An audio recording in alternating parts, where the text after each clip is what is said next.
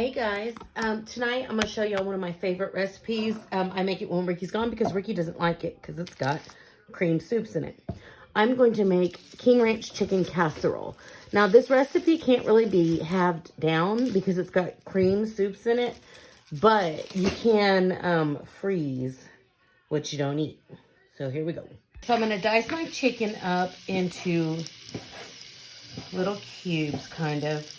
I like to dice them relatively small because they're going in with a bunch of stuff. And then we're going to cook them in the skillet. So we're going to cook them in that butter that we just melted. So let me finish cutting these up. To our chicken, we're going to add just a little bit of salt and pepper. You can add whatever seasonings you want. I don't like to add cream into this because it overtakes the flavor of everything else. Now what I'm going to do is I'm going to chop up 1 bell pepper and 1 onion while this finishes cooking. I'm going to go ahead and add 1 onion, 1 bell pepper, and 1 clove of garlic. The original recipe does not call for garlic, but I wouldn't be me if I didn't add garlic.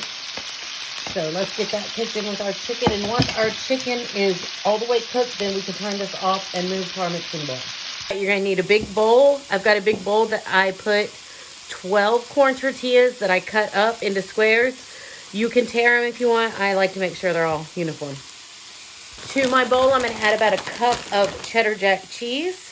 Now, y'all know I don't like cheese that much, but this is one casserole I will eat it in. And it's got cheddar jack, so I like that cheese. Right, next, you are going to add 1 can of cream of mushroom soup. If you don't like canned soups, you're not going to like this recipe. But it's not a casserole without them, in my opinion. You're going to add 1 can of cream of chicken soup.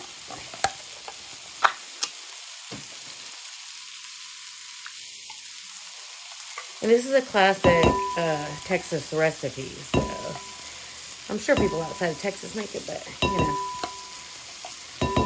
And I grew up eating this, so. All right, so there's that. You're going to add 1 can of Rotel, which is diced tomatoes and green chilies. Add juice and everything. If you want to add extra chilies, you can. All right, and then we're just going to add a little bit of salt and pepper just to this mix.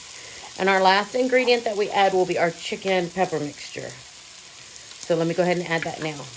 Okay, so it doesn't matter if the mixture's hot because it's fixing to go right in the oven anyway. And it's going to melt that cheese inside anyway, so it's fine. I just want to make sure I get all of it in there. And then what we're going to do, I'm going to take out the spatula.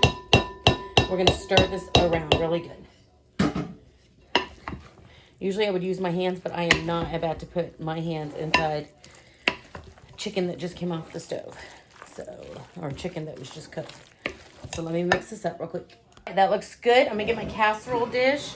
We're going to spray it with some nonstick spray.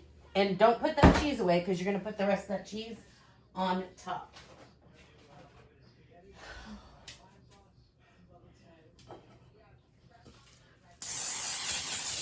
There we go. All right, let's put this in here. Ooh, I just spilled it all over myself.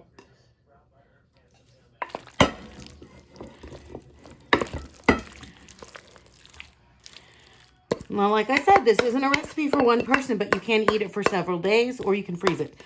Casseroles always freeze well. Just let it cool down first before you put it in the freezer. All right, final step in this casserole is to put shredded cheese on top. You can just really put as much as you want. I'm just covering the top of this casserole.